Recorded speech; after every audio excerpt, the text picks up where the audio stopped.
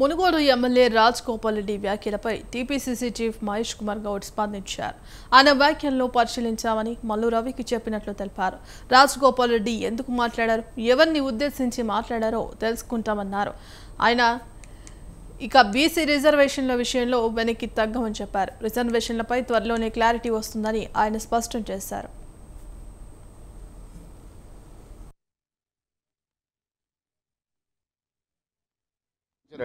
రాజగోపాల్ రెడ్డి గారు మాట్లాడిందన్న ఏమైనా తప్పు ఉంటే డెఫినెట్ గా క్రమశిక్షణ సంఘం దాంట్లో పరిశీలిస్తుంది. నేను కూడా వారితో మాట్లాడలేదు.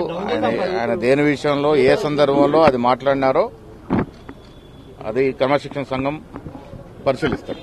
ఆయన మాట్లాడిన దాంట్లో ఎవరిని ఉద్దేశించన్నా ఆయన ఎవరినైనా టార్గెట్ చేసినట్టు మాట్లాడినటువంటి క్రమశిక్షణ సంఘం దాన్ని పరిశీలిస్తారు.